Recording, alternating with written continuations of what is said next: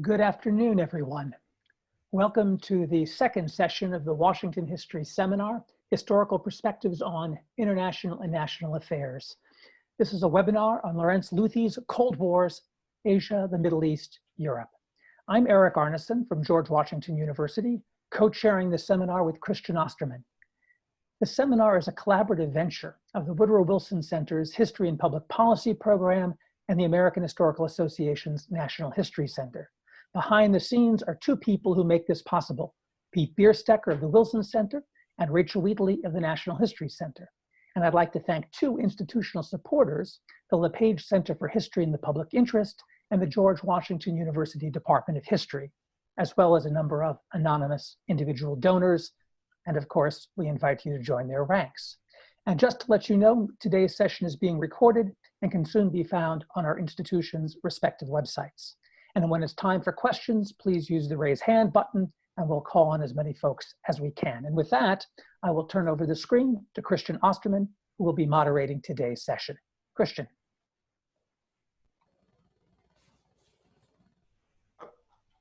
Christian, unmute yourself. All right, sorry about that. Good to see everyone, see our co-panelists here, and to continue the Washington History Seminar series with what I think is a really exciting and important new publication that needs to be discussed, that ought to be discussed, and we will do this right here today. Let me just say up front, the idea for this is actually one of the co-panelists, Pierre Salin, actually had the idea for this session. So thank you, Pierre, for suggesting it, and for Lorenz and Hope and Tim to agreeing to come and to provide an initial contribution to debate that we hope eventually to have with about 45 minutes in or so with many of our viewers. Lorenz's new book, Cold Wars, is a major historiographic intervention that focuses on, as he'll surely explain in just a few moments, the regional dynamics of the Cold War, how they impacted in turn the global narrative. But it also looks, I think importantly, at inter-regional dynamics, especially within the global South. That book, of course, is in conversation with a number of major publications, overviews of the Cold War by Mel Leffler, Arnie Westad, John Gaddis, and others, which for the most part have been focused on the Soviet-American rivalry. So Lorenz takes a sharp turn here, and with that, I turn the floor over to him. Lorenz is a longtime partner in Cold War research. He is now associate professor at McGill University in Montreal, a leading historian of the Cold War, no doubt. His first book, The Sino-Soviet Split, The Cold War in the Communist World, published 12 years ago, won the 2008 Furnace Award and the 2010 Marshall Schulman Prize. He's also got a number of articles and other publications out on the Vietnam War, Asian African internationalism, and his work has generally broken new ground in Cold War history. With that, Lorenz, the floor is yours for about 10 minutes or so. I'll get really nervous sort of 10 minutes in so we can keep to the schedule and then open it up to everyone. Lorenz, congratulations, and floor is yours. Well, thank you very much for the kind introduction. And welcome to all to this roundtable. I'm very glad to see so many participants, at least virtually. I'm of course also grateful to the Woodrow Wilson Center for organizing the roundtable, to Pierre Asselin, who came up with the original idea, and to Hope Harrison and Tim Naftali, who enthusiastically agreed to participate. So I have now around 10 minutes to talk about my book, Cold Wars, Asia, the Middle East, and Europe. This is in fact the first time I talk about this book in public. It's over 4 months after I received the first hard copies in my mail. This was exactly one day before the lockdown in Canada that started on March 13th. So what's the book about? Essentially, the book emerged from my growing unease about how we as historians conduct research on the Cold War and how we teach it, particularly at the undergraduate level, mainly through the lens of the great powers, or mostly actually the lens of the superpowers. And let me explain my unease with a metaphor. In 1986, a musical by two former members of the Swedish rock band ABBA came to stage in London. Its title is Chess. It's the story of a fictional Soviet-American chess tournament that symbolically stands for the superpowers. The chess metaphor is not new, of course, but it's really revealing. Two players, the two superpowers, sitting opposite of each other playing chess. The chess pieces, their respective allies and friends in international relations, are lifeless figures to be moved around and sacrificed if necessary. They don't have a life by themselves. No agenda, no goals, nothing. Let's develop this metaphor a little bit. Let's assume that the chess pieces are in fact alive, that they are little critters and animals with a will of their own. As the superpowers move them around on a chessboard, these living chess pieces quickly start to crawl or walk away from their positions. The superpowers, of course, react by holding them down or building walls, but soon they run out of fingers and hands to do so. Occasionally, one of the superpowers uses a fly swat to crush one of those venturing too far from the chessboard.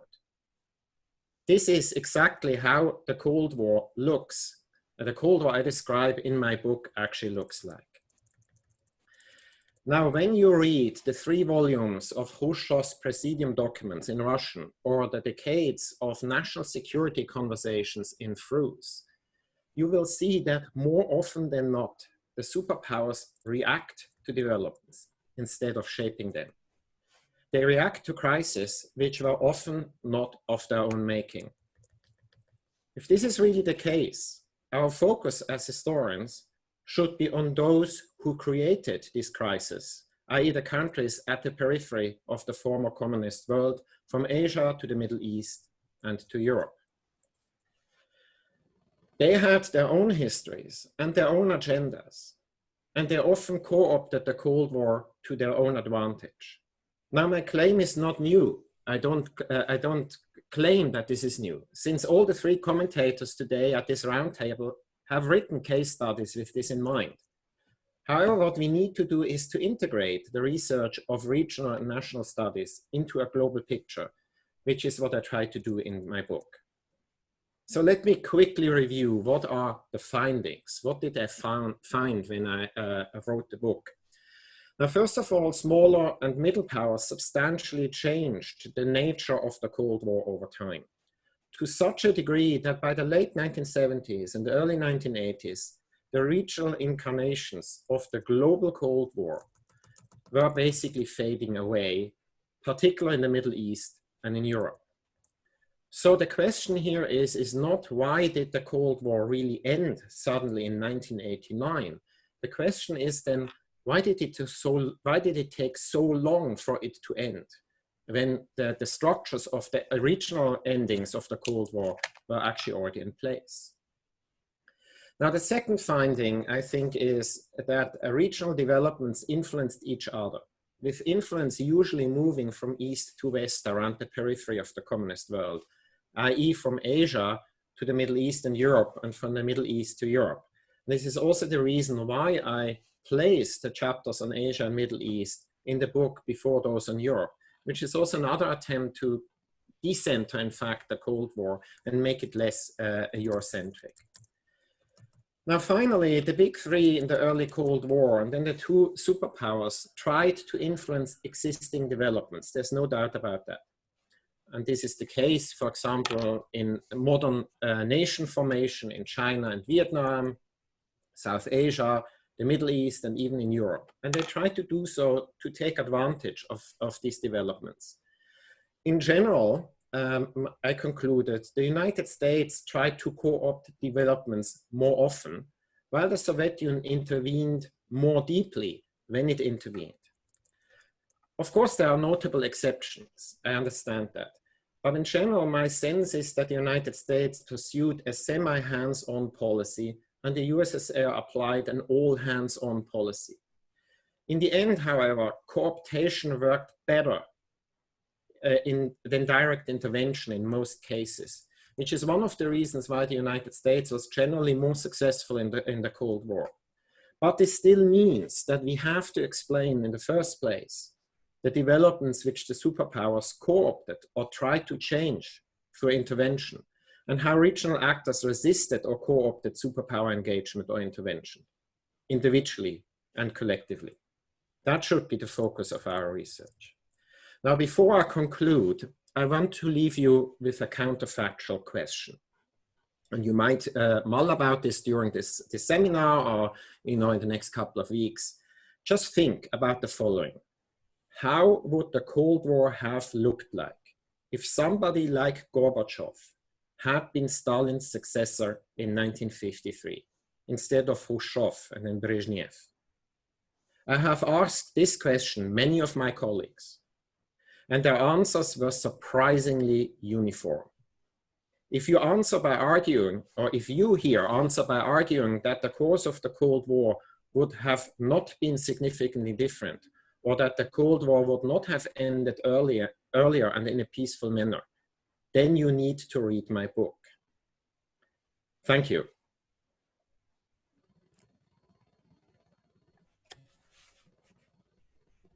Thank you, Lorenz, for this very succinct overview and hopefully provoking some discussion.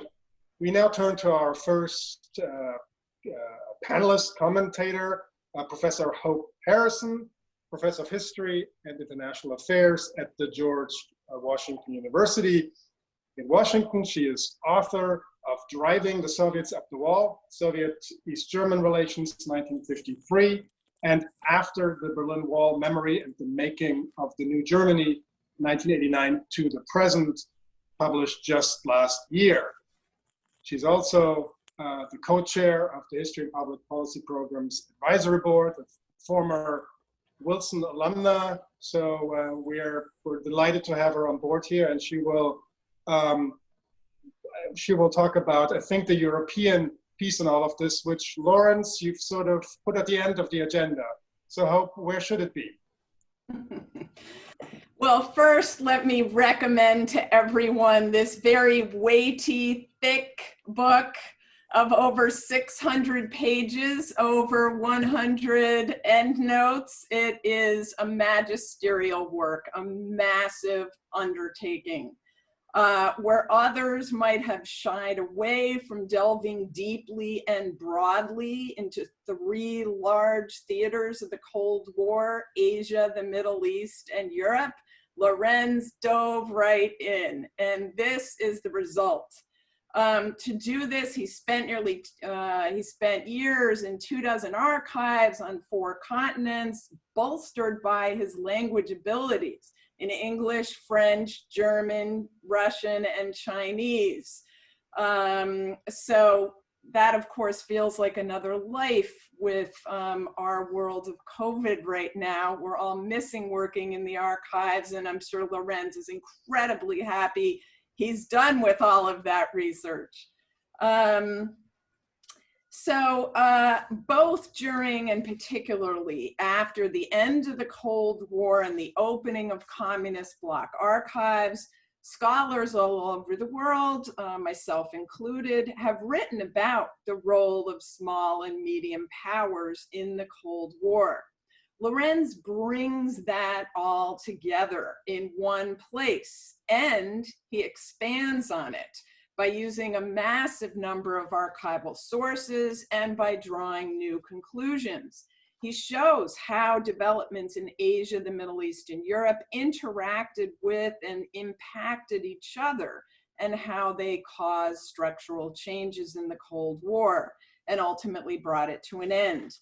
Decentering the Cold War from the US-Soviet conflict yields a much richer, more true-to-life international portrayal of this period. And it shows how far we've come since John Lewis Gaddis wrote about the long peace in 1986 in his article in International Security and his book the following year.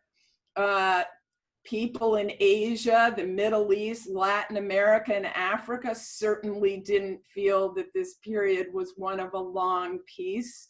And Lorenz goes into great detail on some of that in his book. I also have to say, even though Lorenz doesn't talk about this in the book, that this book really fits in with the current moment by showing how so many non-whites experienced and impacted the Cold War in this period. The combination of his specific case studies, I think there are 15 chapters that deal with very specific aspects of the Cold War. The combination of these with broader chapters and interpretations, I think yields a book that would be really perfect to use in an undergraduate course on the international history of the Cold War.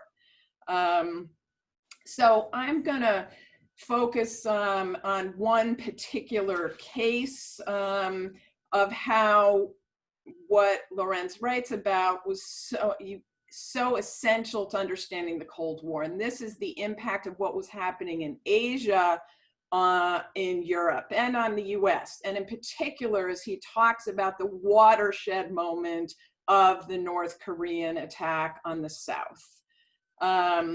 This attack in 1950 came when West Germany had just been created the year before. NATO had just been created the year before. But West Germany did not have a military force and was not in NATO. Well, the impact of communist North Korea's attack on South Korea ultimately changed that situation massively for Germany, for Europe, and for NATO.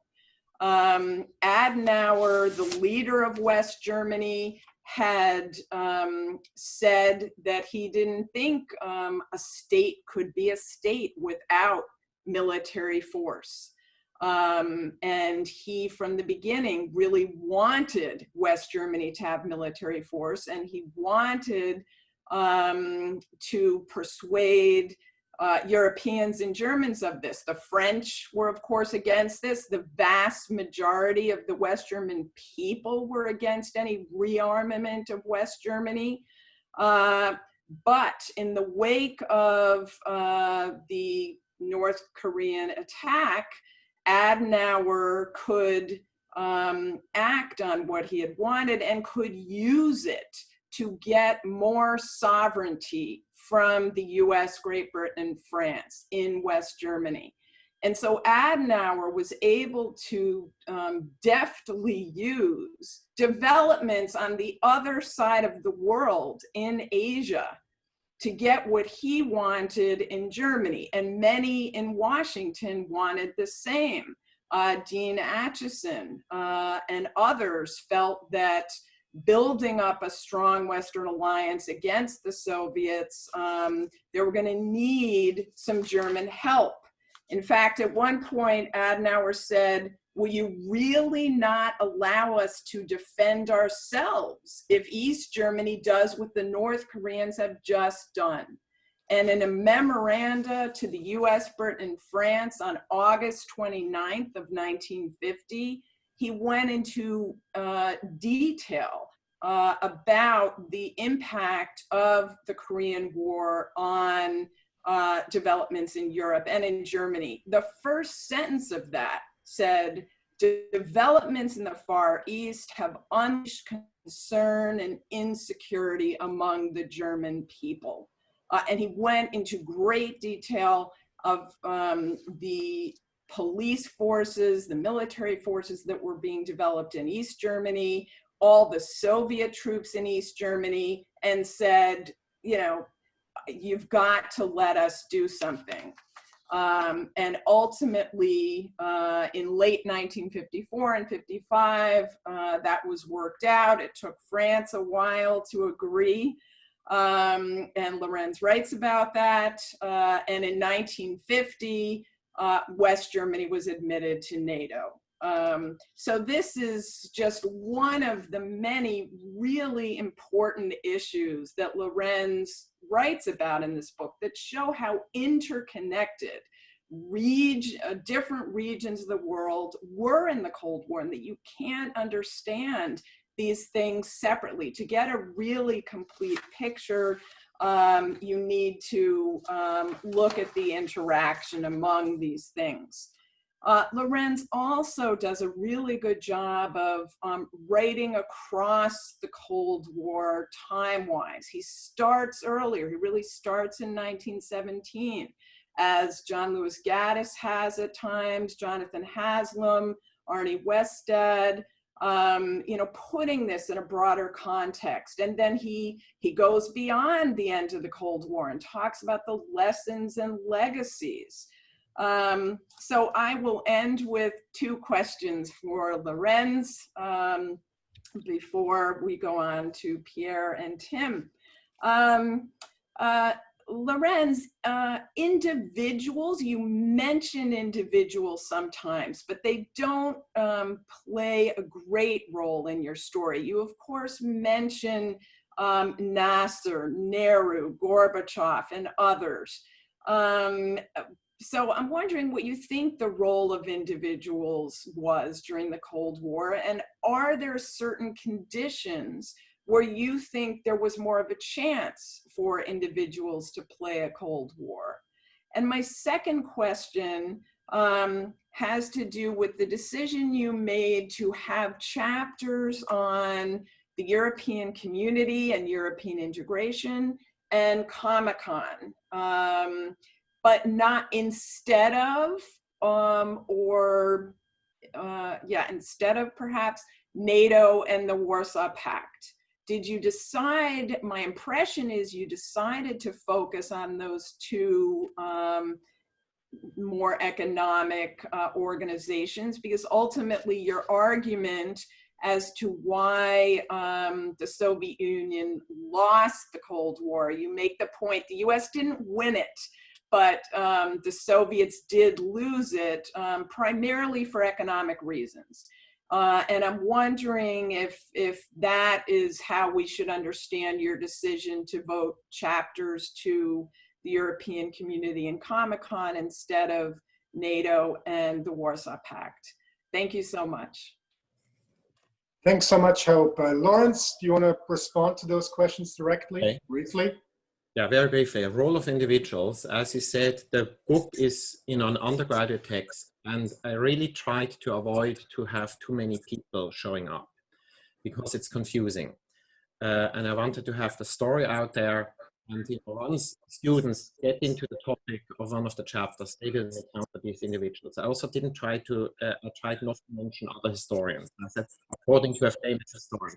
So I wanted to reduce the number of particular foreign names as a service to make this more readable to undergraduate students and to an interested lay public.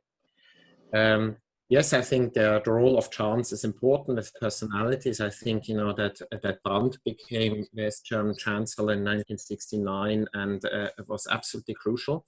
There's no doubt in my mind. And so this is why he's also in there, right? Well, about economic versus military, we have a substantial amount of literature on military alliances. I thought for two reasons why I would focus on economics, or three. One is economics really matter to me, in terms of the end of the Cold War. It's also a coming field. I wanted to make sure that we now really engage with this coming field. And there are two other reasons. One is I was quite shocked personally by Brexit. I was in the UK. I could vote because I was a Canadian citizen. I was surprised. And I thought, one of the reasons why Brexit happens is there's a lack of understanding of the long-term project, why this is there in the first place. A complete lack of understanding throughout, in fact, most of Europe among the younger people. And finally, I wanted to write about CMEA because nobody has really written about this on the basis on research, and I basically mined the East German archives to that end. And I wanted to do this in comparative terms. Why was one successful and why did the other one not work out? Great, thank you. We'll now turn to Pierre Asselin, who is the Dwight E. Stanford Chair in U.S. Foreign Relations at San Diego State University. He's the author of A Bitter Peace, Washington, Hanoi, and the Making of the Paris Agreement, published in 2002. Hanoi's Road to the Vietnam War, published 1954 to 1965, published in 2013. And Vietnam's American War, A History, published 2 years ago. And he's also co-editor of a forthcoming Cambridge History of the Vietnam War. Pierre, it's great to have you as part of this panel. The floor is yours. Thank you very much. Thank you so much. And thanks for doing all the hard work in terms of putting this together. I think you, Christian, Peter, Rachel, Eric, I mean, I can't thank you enough for bringing us together to discuss what, I mean, as Hope has said, I mean, is a really, really remarkable book. You know, you read some books on occasion and you think, if I knew what's in here, I mean, I would be one of the smartest professors of international relations history on the planet. And I really felt that way reading your book, Lorenz. It's just astounding how much material is in there, and yet how lucid the narrative remains. And I think, you know, one of the things that I think, because of the way that we're trained as scholars, you know, where you know we start with kind of a general education, become increasingly focused the longer we're in school. I think that given that type of training, we sometimes fail to search for kind of longer distance connections between our topics and other events and circumstances worldwide. And I think what your book shows really, really well is the importance of covering that distance, of trying to figure out, if we're studying the Korean War, trying to figure out very, very well what exactly is happening elsewhere around the world. Because you know, I think there's so many connections that your book traces that I never considered before between my topic, Vietnam, and other parts of the world. And I think that's one of the values of your book. Beyond that, and again, Hope touched upon this, you know, in terms of decentering the Cold War. I mean, we've been trying to do that for quite some time, but I think that we've failed more than we've succeeded. I think Pierre Grosser did a really good job in his book on Asia at decentering the history of the 20th century, but specifically the history of the Cold War. But again, it was through a focus on Asia.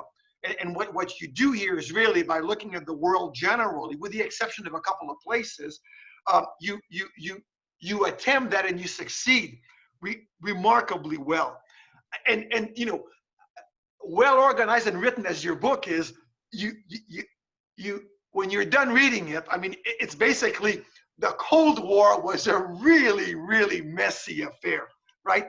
And I think for too long we've oversimplified it. And beyond that, this idea of a long peace or the Cold War as something that's the product of a Soviet-American rivalry just grossly oversimplifies all that was happening around the world, right? And I like you know, your analogy, right? The chessboard. But that's the thing. I mean, it's a chessboard that's so much bigger than the analogy suggests, with so many more pieces than a chess game would entail. So you know, I mean, the roots of certain alignments, right? I mean, you present those so well, right? I mean, how does kind of, you know, Pakistan end up being so close to China? How does India end up connecting to Egypt? How do Yugoslavia how do Yugoslavia and Egypt then kind of get in bed together? And again, right, we're aware of these alignments, of these alliances, but I think that we've often kind of failed to ask how they came about, right? We take them for granted sometimes, and your book again, in remarkably lucid fashion, shows how these things came about. And I really loved that. I mean, I learned so much about the world, including about Southeast Asia, which I thought I knew, given my own work. Suez in '56. Again, right? I mean, I knew Suez '56 was meaningful in a regional context, but I mean, you present it as a seminal development in the Cold War, and I mean, and you do that very, very convincingly. And so I can't wait now to kind of go back to class, or at least virtual class, and kind of steal some of your ideas without giving you credit to kind of enhance my courses. I might give you credit, but we'll see about that. But seriously, the Suez '56 crisis, and how it kind of you say that basically by '57, more largely because of the crisis, we have the structure of the global Cold War effectively in place, because the Brits are now effectively out, and imperialism is out, kind of as a global force. I thought that was really, really interesting. I really loved your assessment of the Asian African movement, not the Afro-Asian movement, but the Asian African movement and the non-aligned movement. I think we always conflate the two, right? We always equate the two, and you demonstrate very, very well that there are two very, very different movements that intended to serve very different purposes. Just because there's overlap in terms of membership does not mean that they serve the same mission. And again, I think just those two chapters on the Asian African movement and the non-aligned movement, I think really open our eyes to the need to much more seriously engage the third world, right? Again, like, we think we understand it, and then you read your chapters, and we realize, wow, we still have so much to learn about the Cold War, about the third world, and therein, right, is another reason why we should kind of continue these efforts to decenter the Cold War. Vietnam validating the domino theory. I think it's a really bold argument. It's one I believe, but I've never really dared making. You make it, and I'm grateful for that, because now I can cite you, and then you can deal with the repercussions. But I completely agree with you. And this idea, right, of Vietnamese communists bent on global hegemony and seriously committed to world revolution, I think you're spot on. I think that we've been so obsessed with regarding the Vietnamese as nationalists, Vietnamese communists as nationalists, that we've overlooked the fact that they were communists and internationalists.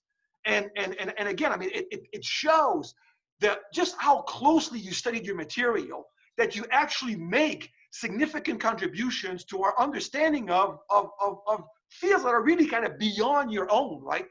And as Hope has suggested, I mean, it just, to me, it demonstrates just how meticulous you were in your research. Couple of questions that I'm going to end here. You talked about a counterfactual. Let me present you with one. What would the Cold War have looked like without the Sino-Soviet split? I think that you maybe underestimate the place of the Sino-Soviet split in the global Cold War. And I mean, you've written about the Sino-Soviet split, so I wonder, is this deliberate or so? But to me, right, I feel that a lot of what Moscow does starting in the '60s is really prompted by what the Chinese are doing and saying about the Soviet Union. I'm not sure that there would have been a war in Vietnam had it not been for the Sino-Soviet split and Chinese radicalism.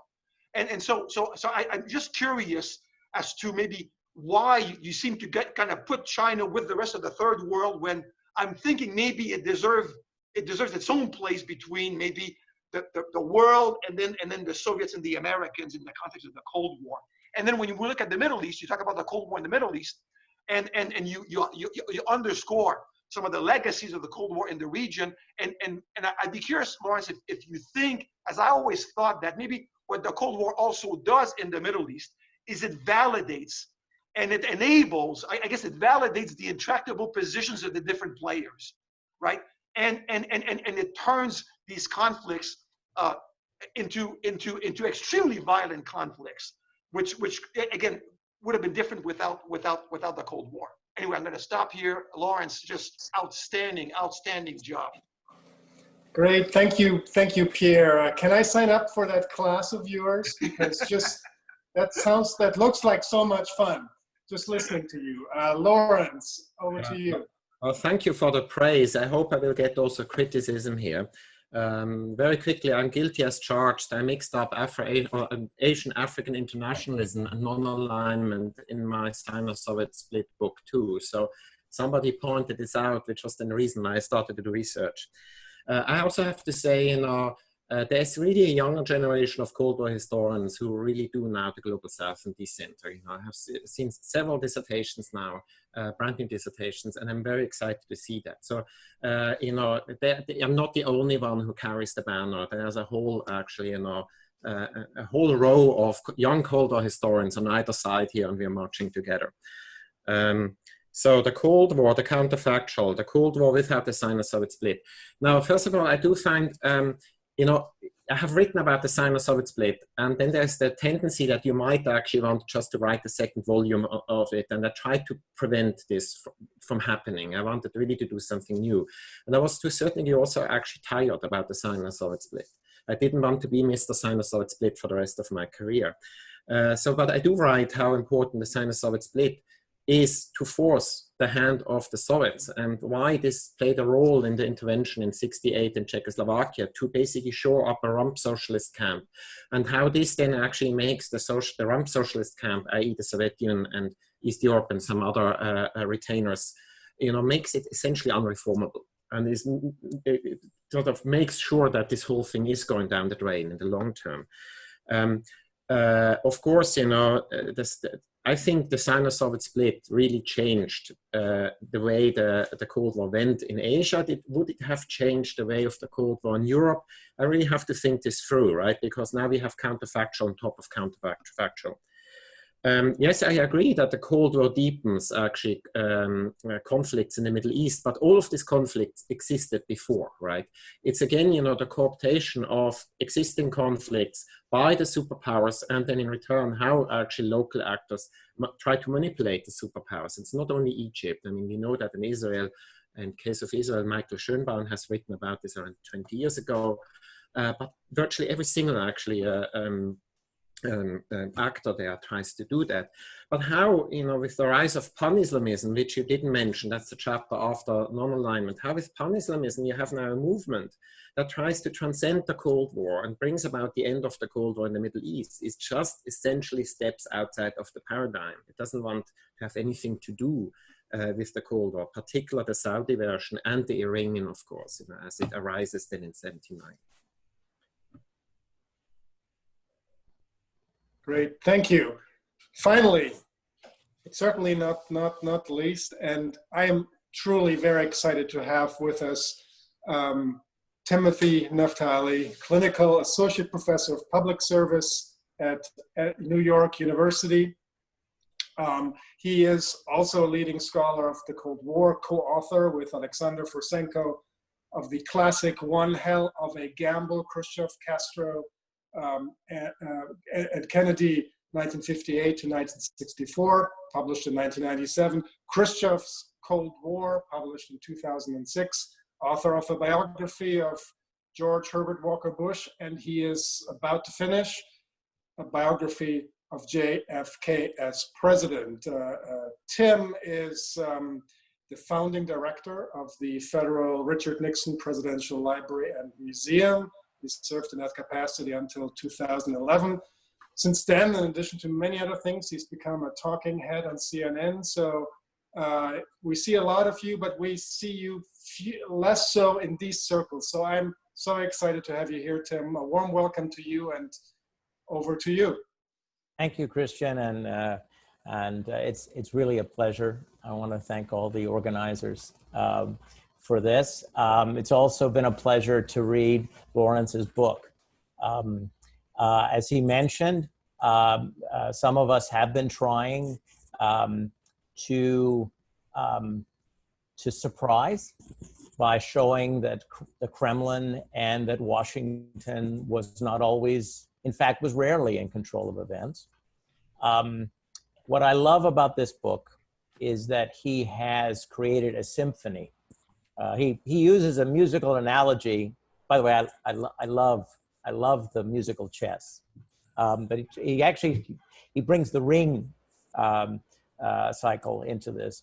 Music matters a lot to him, but he's created a symphony, and he's shown how all of these players, in the most important players in Asia, in the Middle East, in Europe, are all seeking their own objectives while in the context of the Cold War.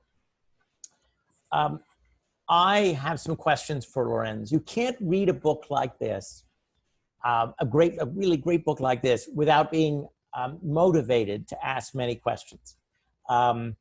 Because in telling the story, I suspect he learned things. It wasn't just that he learned them while doing research.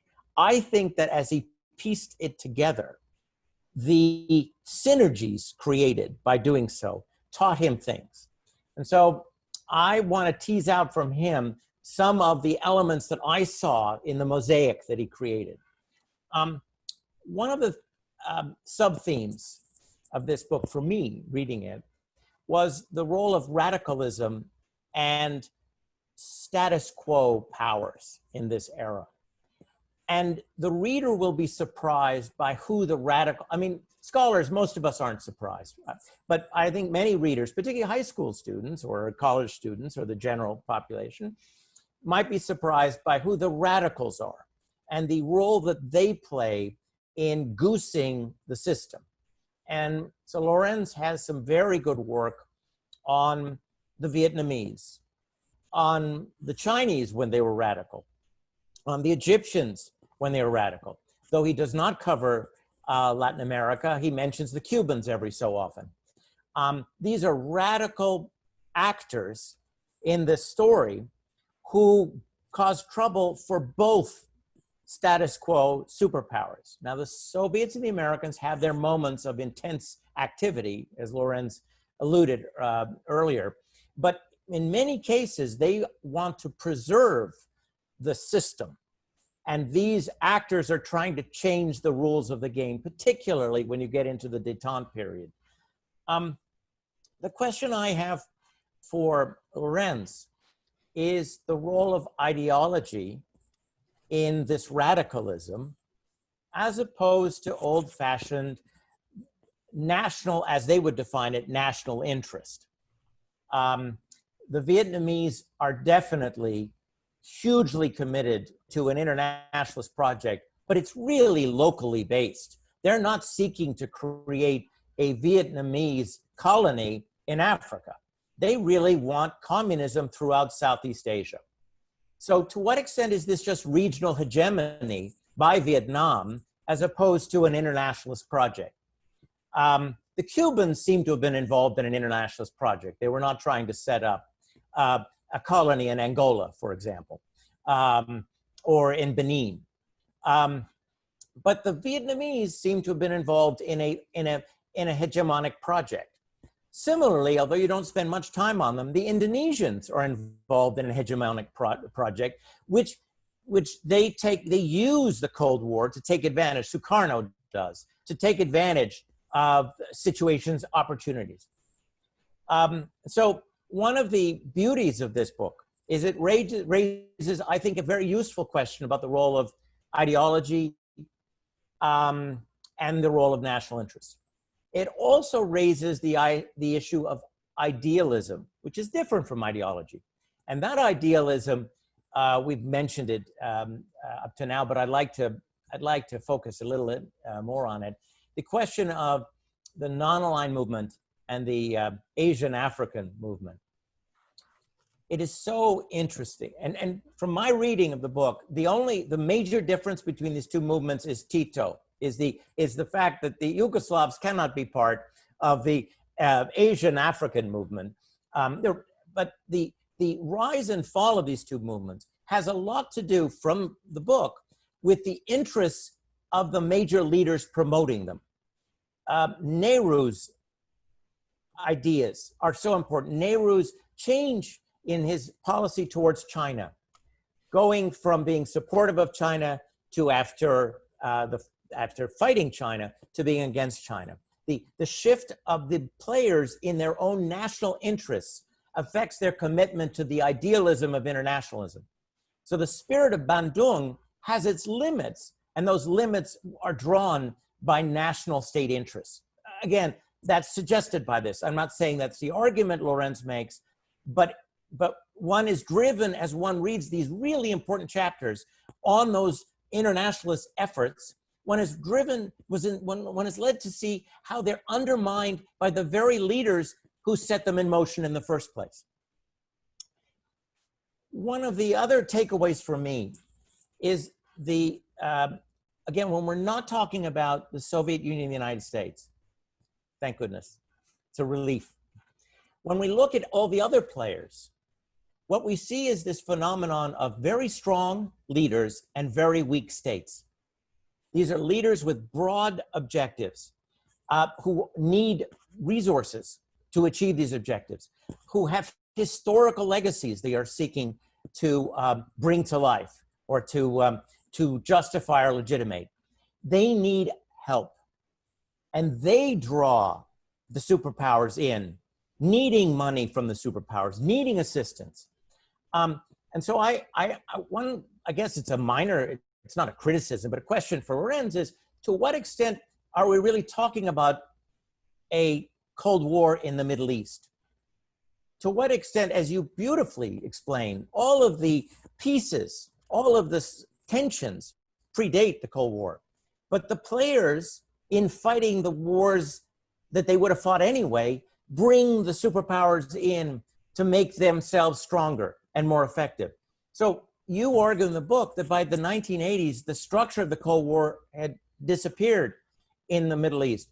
Couldn't you argue that it never actually existed at all? That in fact, what was happening was Nasser and Ben Gurion and Iraq and Syria were at different times trying to take advantage of the fact that you had two wealthy powers that needed prestige and were vulnerable to a good ask. So I want to end with this last point, which is the role of economics. Lorenz, as we said, talks about Comecon, he talks about the European Union, European community. His conclusion talks about the importance of economics, certainly in the collapse of Eastern Europe. But let me ask him the extent to which the Cold War was shaped by economic, not the economic requirements of hegemony, but the basic shifts in the international economy after World War II. And I asked that in partial answer to his question about Gorbachev, which is, I wonder if it would have been possible for a Gorbachev to appear after Stalin, because the questions that Gorbachev raised could really only have been raised as a result of the collapse of the Soviet experiment after the industrial era had ended. And with that, I just want to again congratulate Lorenz on a beautiful book, and a book we're going to be talking about for a long time, and today too. Thanks, Tim. That's wonderful comments. Lorenz, over to you. I fear you raised so many questions that it would take up 1 or 2 hours. So maybe, I just pick 1 or 2. At the very beginning, you talk about the mosaic, and the whole project started around 15 years ago when I was looking, as I was finishing my dissertation, as it was turned into a book manuscript. And I was pushed a little bit by my advisor to write the second volume on China-Soviet relations.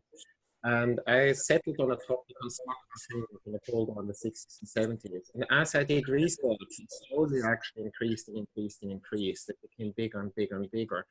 And to a certain degree, it's just the things you find in the archive that give you new ideas. When you go with really open eyes and you don't just cherry pick what you want to see, and you just sniff through and read and read, the topic grew. And you're right, as you are, in fact, writing, you suddenly see connections which you haven't seen. And this happened to me too. Now, this is not the last, I hope this is not the last word on the topic. So I hope that what we have is what we have today, an ongoing discussion. This is not, if I had added chapters on Latin America and Africa, my editor would have rejected this book. So, and I also didn't want this to be an encyclopedic book. I wanted this to be an argument-driven book. Where people can react and reject my argument, maybe with other cases. You know, I'm very happy about this. So I want to have actually a debate now. Yes, I also want to say here, I learned from the three of you enormously, and because you particularly, you know, Pierre is working on North Vietnam and Hope on East Germany, and Tim on Cuba. You know, these are to a certain degree actually three books that inspired this my own book now. So I have to mention this here too. Ideology, radicalism. I agree, Cuba had an international project, very clearly one in Africa, all over Africa, in Northern Africa, at the Horn, in Angola, of course. How about the Vietnamese? Of course, they didn't want to create colonies, but in the 60s and 70s, I mean, they are not settled revolutionary states, unlike Cuba. They are still in revolution. They very clearly saw themselves as a part of the world revolutionary movement, of a network of like-minded movements, a loose network, not centrally actually run. And they had contacts with the Palestinians, of course, with the Algerians, with the Chinese, with Africans. They helped each other where they could, but it was mostly at the rhetorical level. They reinforced a message they already had, and they tried to encourage each other to continue their bit, their contribution to the world revolution. In that way, they are different from the Cubans. The Cubans had a revolutionary state. They had a secure basis from which they could operate. That was not the case with North Vietnam until 75. And I think then it becomes a more local or regional, actually hegemonic project. But again, it's about regionally promoting world revolution, right? So there's always this connection. I hope I didn't answer all of the questions, but I'm sure we will talk about this in the future. Cool, thanks. Thanks very much, Lorenz. We now open it up for questions from our viewers on Facebook and on Zoom. Please use the function to raise your hand on Zoom, and I'll try to call on you. And I've also got a couple of people who wrote messages to me. So we'll try to do this. Please mute yourself, yes, or you will be muted so that we have a clear connection. With that, let me call on our first questioner, Jim Hirschberg.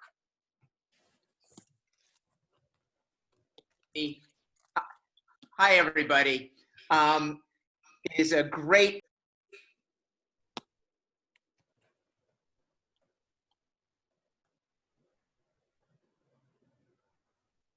Can you hear me, Christian?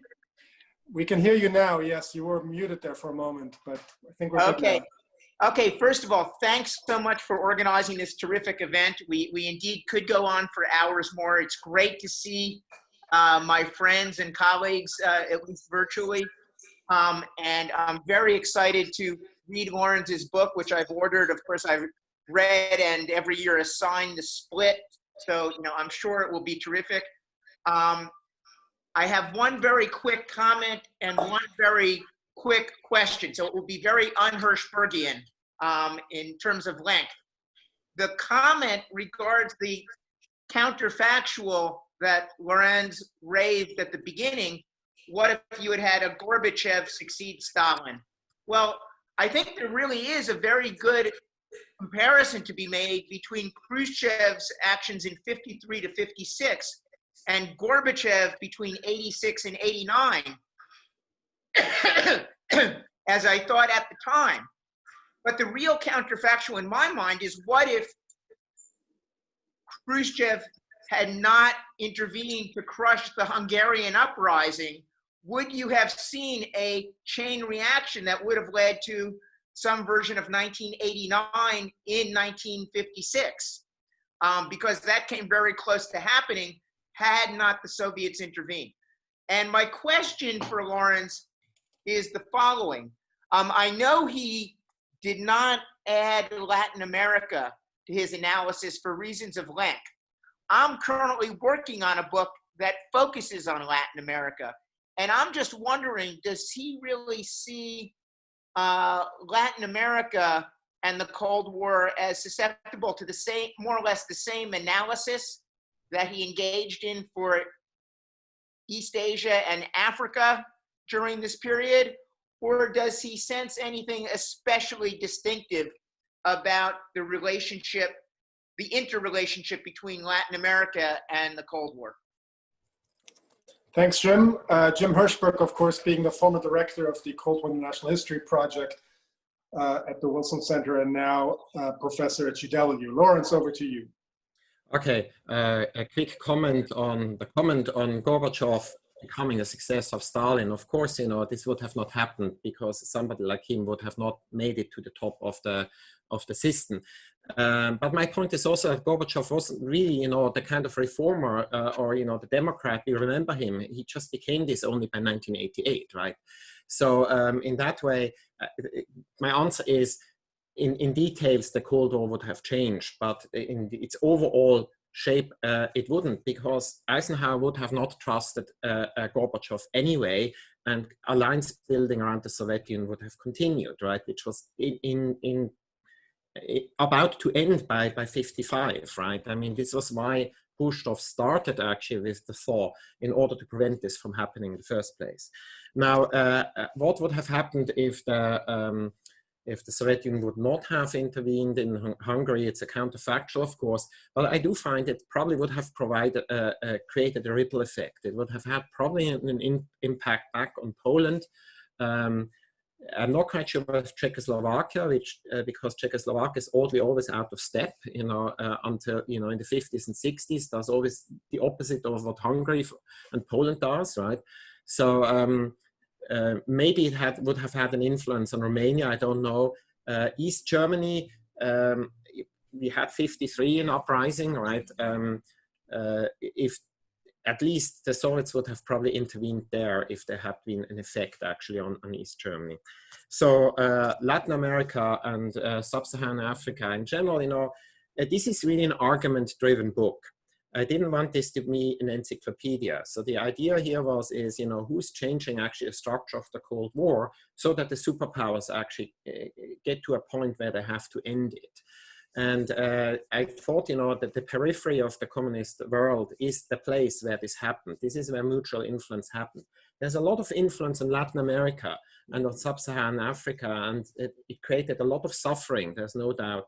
But I don't see necessarily how Angola or Chile has an impact on China in the 1970s, or necessarily on Europe. What I want to see is a back and forth of influence between the regions. Now, in terms of Latin America, I'm not a Latin American specialist at all, and I'm now reading up to get on up to speed. But my sense is that Latin America has such long-lasting developments coming out of the 19th century. It has its own left-right antagonism tied to economic structures, that the Cold War does intervene, but it's not really the backyard actually of the United States. The United States intervenes, but there are so many actually developments that are so distinct to that South America, that I think it's actually a special case in international relations. So that's sort of my short answer. Thanks, Lorenz. Next we go to David Kanan. If you could please introduce yourself just briefly to the panelists before asking your question. First, thank you very much. I hope you can hear me. Thank you very much for this presentation. It's very interesting. I'm a former CIA analyst, retired, and I teach at Johns Hopkins SAIS adjunct. A question on the counterfactual, the challenge that Lawrence made to us at the end of this presentation. I'm not sure Khrushchev is the right analog here. I wonder, believe it or not, if it's Beria. Of course, Beria the monster compared to Khrushchev, who's now the great icon of Western nostalgia. I know that's sort of counterintuitive.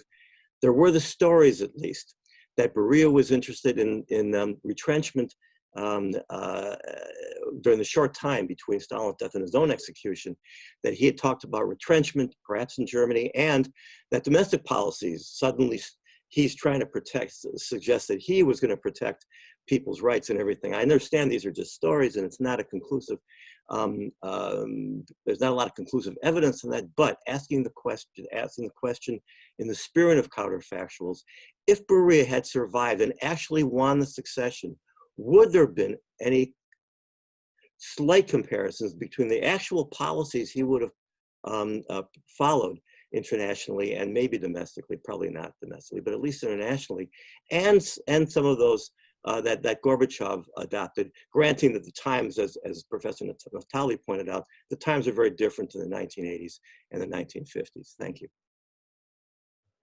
Lawrence, please go ahead. All right. You could keep your answers succinct. Start with a counterfactual. A lot of people come up with counterfactuals too, I understand. I don't think so that with Beria a lot would have changed. I mean, he wanted to change. He wanted, as you say, a retrenchment. He tried actually to take, to sort of let off speed domestically with some reform. At least we see this maybe in some form or another. Again, evidence isn't very conclusive. But keep in mind, he was the person who pushed actually that a new course on Albania, Hungary, and East Germany, with the result that actually East Germany went up in flames more or less in 1953. So he would have to be all out as well. The fact is that the all out of East Germany basically was his end in the Soviet Union. So I don't see him as a reformer, because if you look at his whole career, he just doesn't strike me as the material for reformer at all. He is really a diehard Stalinist. I think the West actually probably helped with Khrushchev ultimately. Thank you. Next we go to Agnik Bhattacharya. Are you there? I'm there. Please introduce yourself briefly. Yeah, I'm a grad student from Delhi University, India, and I have a small question for the author. First of all, I'd like to congratulate him for this wonderful publication, and it's a very important work in the field of Cold War studies. In this session, we have mostly talked about the problems of Cold War in Europe and Asia. While talking about Asia, you have talked about China, Vietnam, and other places. I would like to know what would have been the nature of Cold War without the Soviet invasion of Afghanistan, and hadn't it become the new playground for not only political but also ideological warfare for both the Soviets and the Americans. I mean, without the intervention of the Soviets and the Americans in Afghanistan for changing the academic, social, and political culture of Afghanistan, the Cold War had a huge impact in Afghanistan, and it not only changed the history of Afghanistan but also the history of Central Asia and South Asia. So have you discussed this in your book? Thank you, Lawrence. So first of all, I see Afghanistan actually in a wider Middle Eastern context. I will mention it is, I think, in chapter 20, the end of the Cold War in the Middle East, and I really see this as a very large, actually, territory. Now, Afghanistan is really the odd case out in the Middle East, because it's the only actually Cold War conflict to a certain degree, and that goes back to something Tim said before, you know, to what degree do we speak about the Cold War in the Middle East in the first place? And my answer is that different levels of intensity of the Cold War in Europe, East Asia, and the Middle East. Now, the Afghanistan war, you know, in my view, was served as a catalyst in terms of the downfall of the Soviet Union, or convinced the Soviet Union. So it's another reason to convince the Soviet Union to end the Cold War. the problems the Soviet Union faced in the 1980s, it already faced in the 1970s. These were economic, they were structural, and you know, Afghanistan just actually accelerated, actually made the slope downward actually just steeper. In that way, I don't think so. It makes a big difference. It makes a difference maybe in a couple of years. We've had Afghanistan, the Soviet Union might have collapsed, you know, maybe in the mid-90s. You know, I just speculate here, but it doesn't really change radically the story, in my view.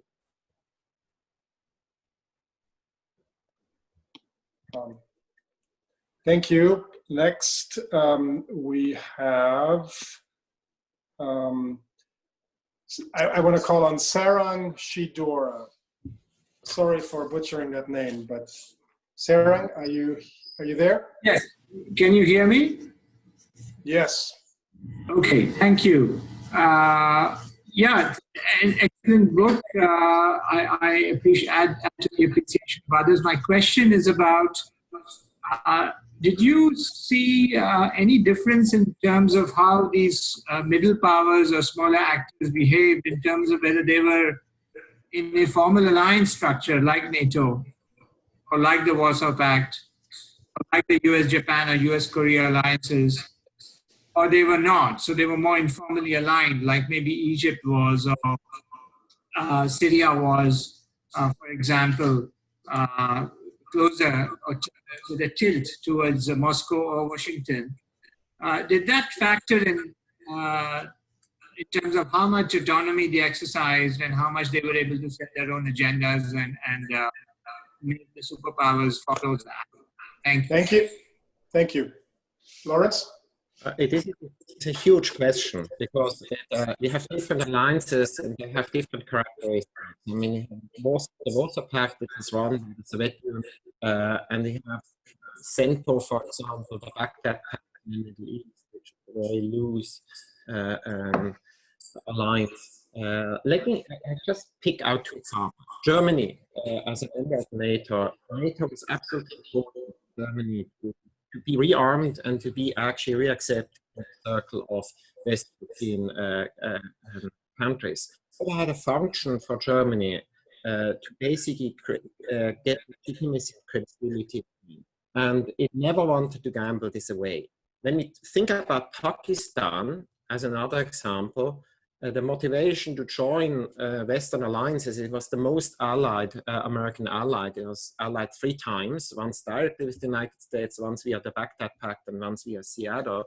The reason why it entered the alliance is one, anti-Indian motivations, but also it had its own Pan-Islamist ideas in the 40s and 50s, which sort of faltered by 53. And as the Baghdad Pact idea actually arises, we then see actually Baghdad Pact as a potential avenue to revive its own Pan-Islamist ideas, which only died in 56 for unrelated reasons. So many of these allies, whether they're formal or informal, join alliances with their own agenda and then exploit it either in the alliance, either in the spirit of the alliance or against the spirit of the alliance. These are just the examples, you know. But it's a very, very broad question, so it's really hard to answer it quickly. Great. Thanks so much. Next, I'd like to call on Ellie Koh. Ellie? Yes, hello. My name is Ellie Koh, and I'm currently an intern at the Woodrow Wilson Center. I really enjoyed what you were saying about the Sino-Soviet split, and I'm interested, if we're thinking about counterfactual history, how Yugoslavia, if it had remained aligned with the Soviet Union, would have affected the Cold War. All right, thank you. I have actually never thought about that. So I sort of have to run now through my my notes in my brain. I think it would have had a major impact in terms of the non-alignment, because Yugoslavia and Egypt were the 2 states that pushed for the non-aligned movement. And the non-aligned movement to a certain degree was important in the 60s, in the 70s, and it declines in importance, largely seized by the radicals in the system. So definitely that would have an impact. what degree Yugoslavia non-exit would have changed things in Europe. Remember, Yugoslavia was a fence sitter, going back and forth. You know, Khrushchev goes to Belgrade to apologize. You know, it's sort of kind of a honeymoon that collapses in '57 again, and then in the after 68. You know, after 68, after 67, the June War, you know, Yugoslavia aligned very closely, tries to align the non-aligned movement with the Warsaw Pact, and then it comes around 180 degrees after the Soviet intervention in Czechoslovakia. So it's a fence sitter. So there's so many different variables now here. It's really hard to make an argument. I think some details and some chapters in my book would have changed, but not the overall course of the conflict. Great, thanks. By the way, Tim, Hope, Pierre, feel free to chime in as you feel. I want to do a question that came over the chat by William Watkins. He says, I teach Cold War history to high school IB International Baccalaureate students.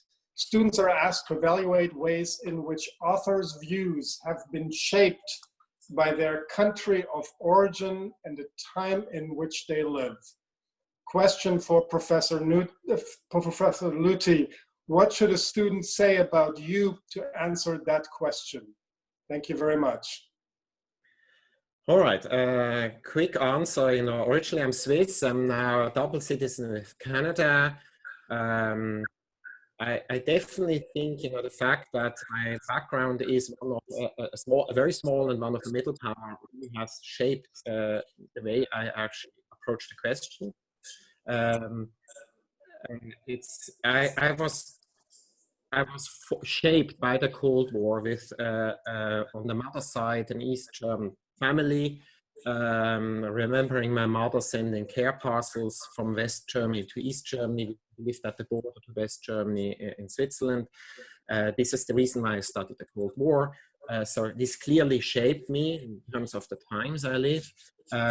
And the other thing is what probably shaped this book is the very fact, you know, that I do not live in the United States, that I'm not encountered with the constant discourse on American campuses about actually American exceptionalism, about the United States and the world. There is nothing like a Canadian exceptionalism. There's no debate, discourse about Canada and the world.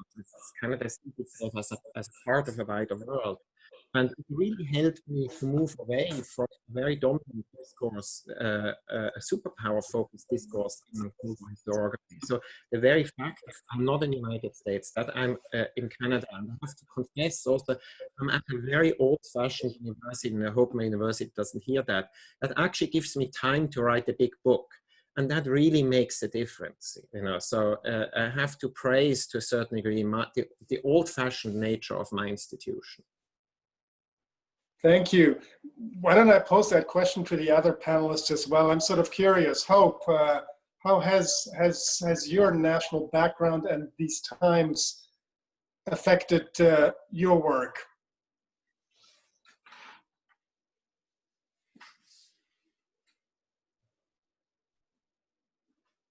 Hope, Pete, please unmute Hope.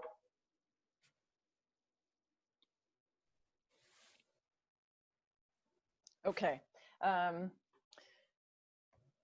Well, I guess, can you hear me? For me, I was a graduate student at Columbia at the end of the Cold War, and, you know, but felt I grew up during the Cold War. And so I always wanted to understand the Soviet side, since I was in the US and they were, you know, the Kremlin this, the Kremlin that. So I wanted to know more about that. And, you know, I essentially was first trained as a Kremlinologist and learned Russian to try to understand what, you know, the other side of the Cold War, and was so excited when, due to the Cold War International History Project, I was able to join others in the archives in Moscow in the 1990s and finally read documents that ultimately explained why the Soviets and East Germans erected the Berlin Wall in 1961. So I guess also growing up in the West, I was curious to know how much room for maneuver was there in the communist bloc, and in my case, between East Germany and the Soviet Union. You know, was it as monolithic as we in the West made it out? And of course, as my book, Driving the Soviets Up the Wall, makes clear, you know, it wasn't as monolithic as we had thought. And of course, Lorenz takes that, you know, so much farther with this wonderful book. Great. Tim and Pierre, do you guys want to just in a nutshell sort of say how you're coming to this? What's your... Well, I think Pierre and I might have a similar explanation, but I won't speak for Pierre. I grew up in Canada. I think growing up next to the United States gives you a remarkable perspective. You both absorb, most Canadians, at least then, used to live along the border of the United States and would watch American television. You grow up learning about the US view of the world, but because you're in Canada, you have a Canadian, which is Commonwealth view of the world, and you can see the differences. Now, they're not as dramatic as the differences would be from perhaps the French view of the world, or the Soviet view of the world, or the Chinese view of the world at the time, but it teaches you to be skeptical about perspective, particularly perspective of capitals. So that, plus the fact that my parents sent me on a school trip to Moscow when I was in elementary school with a group of Canadians, taught me the importance of learning about other cultures and other languages, and that's when I started studying Russian. Great. Pierre, just real briefly, we have a bunch of questions still, so. Yeah, so, you know, growing up, I didn't know anything about the world, but I was a big hockey fan, and I really liked the Soviet Red Army team, and because of that, I thought the Soviet Union was just a great country. I really did. And I bought, my first 2 cars were Ladas. And then, you know, I became a Vietnam specialist, but the thing is, very seriously, I found out about the Vietnam War through watching the second Rambo. So you know, I think sometimes you don't come with the baggage that Americans have when you approach certain problems. Then I went to Hawaii to study the Cold War under a Canadian, Professor Tim Naftali, who's right here. So it's, I think the question is really, really good. We really are conditioned by where we're from. Great, thank you. Let me call on Jeffrey Herf.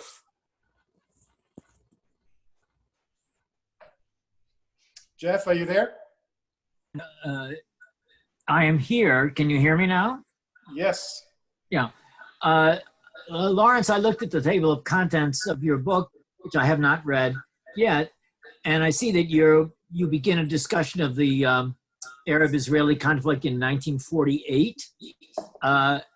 Do you discuss the years of 1945 to 1948 when the international discussion about the establishment of a Jewish state in Palestine in post-British Mandate Palestine took place? And if you do discuss it, what is your view of those events? Because in those years of 45 or 46 to 48, the political coordinates of the Cold War in the Middle East and regarding Zionism and the Jewish state were just the opposite of what they became after the anti-cosmopolitan purges in 1949.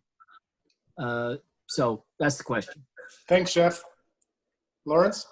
Yeah, so this chapter says 1948, but I actually started the 1890s. So I have a very a run through these events, you know, about Zionism, the emergence of Zionism, Gurion as the leader actually of the Zionist movement in the 20s, or in the 20s and 1930s, views on the Palestinians.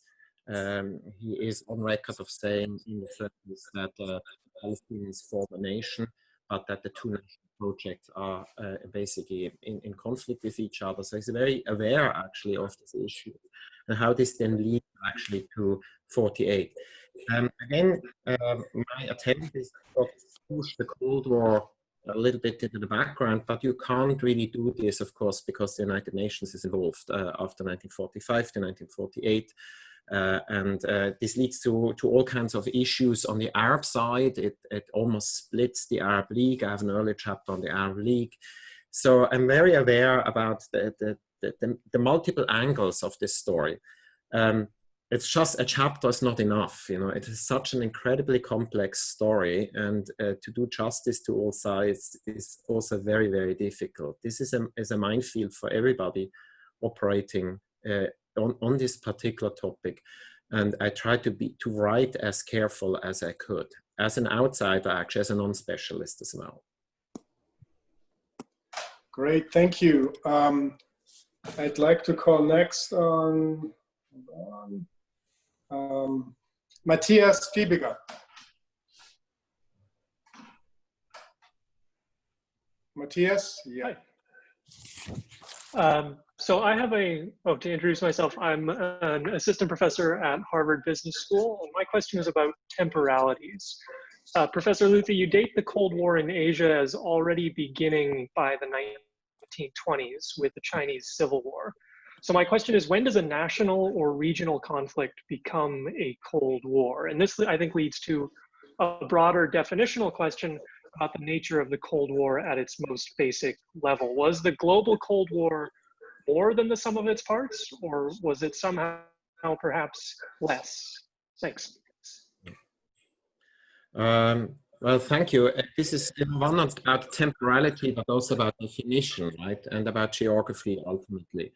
I used the term Cold War only starting in the fall of 1925 because that's when it was coined, you know, and I tried to avoid it before.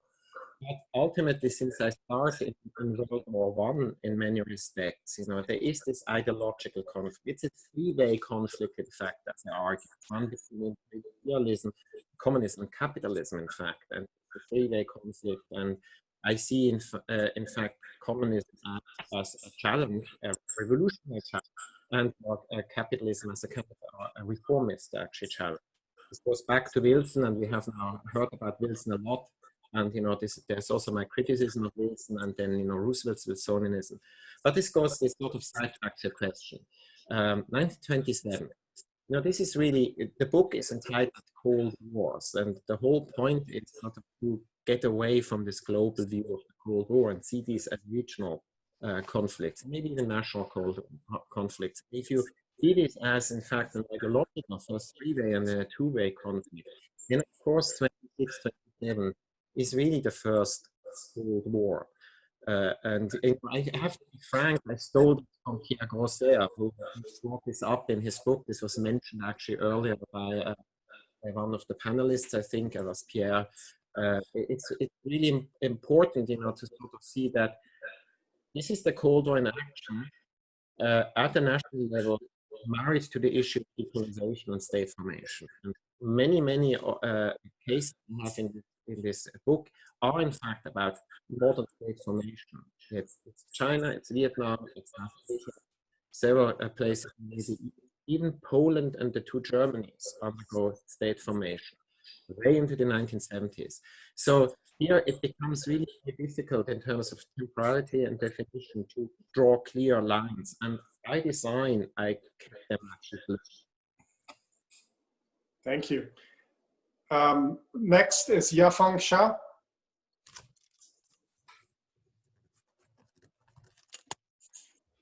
Yafang? You have to unmute. Unmute yourself. Yes. Can you hear me? Yeah, Lorenz, congratulations on a major book. It's very impressive. I'm reading chapter 23, something about the end of the Cold War. So wow, you made it that far. Thank you. Oh, I jumped. Thank you. Did Reagan administration receive any credit in the peaceful end of the Cold War from your point of view? Because your mentor, John Gaddis, and some other scholars, they give much credit to Reagan. They believe that Reagan had the grand strategy. So what's your view?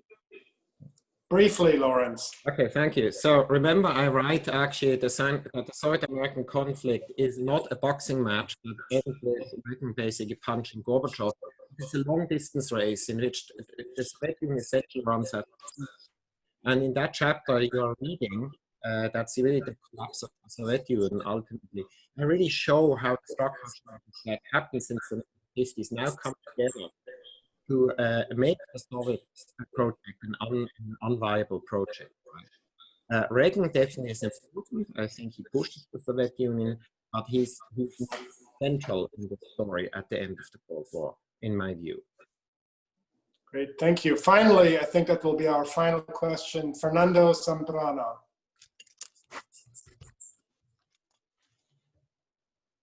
Hello, can you hear me? Yeah, thank yes, you we very can much. hear you. Well, I'm a Bolivian high school student, and I'm pretty interested in history, but I wanted to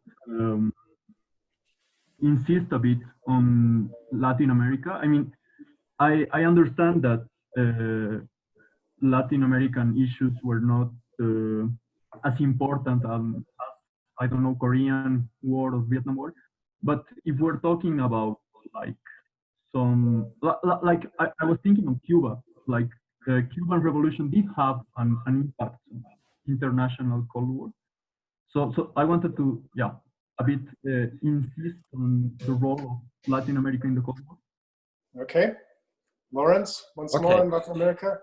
Just to reassure you, the Cuban Missile Crisis is of course in there. I mean, in the chapter on nuclear weapons, it's in there. In the non-aligned chapter, Cuba is a very crucial in the late 70s and the 80s, the way it shapes and to a certain degree undermines the non-aligned movement, so it's there.